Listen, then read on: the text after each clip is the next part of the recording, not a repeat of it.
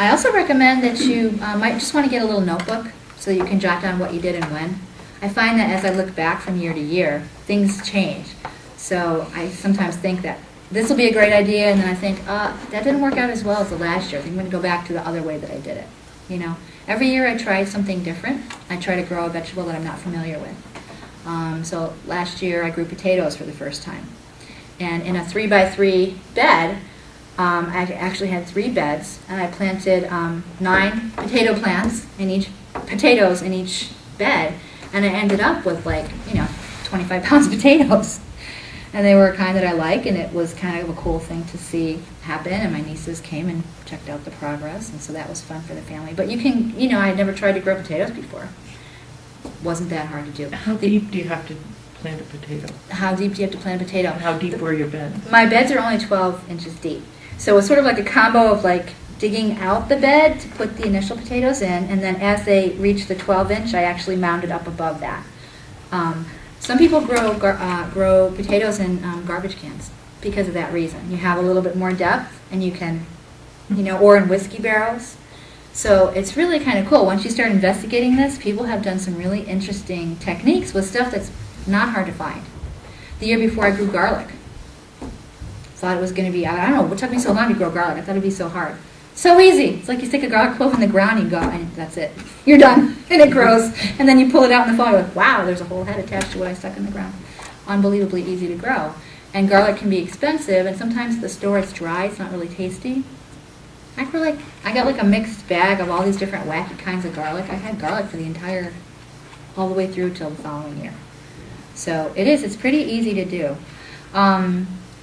So let me see, what else do I want to say about this? I know what I want to say about this. For folks who are NBH employees, out in front of the Clark House, have you seen that triangular shaped raised bed? Rick Palmisano is letting me grow stuff in there this year as a test garden to show people how this works. So pretty shortly actually, I'm going to start planting, but anytime you get a chance to walk by that bed and take a peek, you'll see stuff that's growing. We're going to try to put out like a sandwich board or something to let people know what's growing in the garden. Our goal is to show people that you really can grow stuff in small spaces. You probably know that REACH is a nutrition program.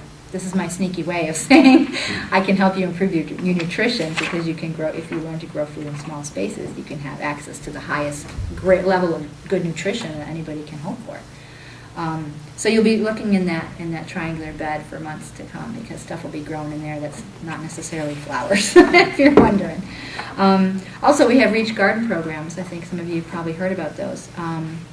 Northern Berkshire Grows is one of the garden programs that I do. And what we do is we set up these little raised bed gardens in subsidized housing neighborhoods all around North Adams and at the transitional shelter, Lewison House in Adams. Again, as a way to help people learn where their food comes from and have access to healthy food. I mean, I can talk to them blue in the face and say, oh yes, you should be eating more fruits and vegetables. But if people can't afford it, or the ones that they buy don't really taste very, very good, they're not going to spend the money doing it. So this is one way to sort of create an activity, beautify the neighborhood, bring people together. All those things are nice, but the goal is to help improve nutrition. I also have, we were talking about that before folks came in, I also have garden programs in the North Adams Public School.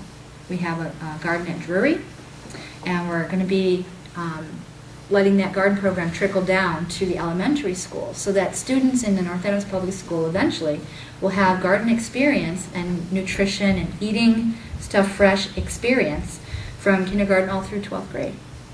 So, what better message can kids have if they have a garden at school, if they have family at home? It's just really a great way to emphasize that this is important for nutrition, and this is something you can do in a really small space.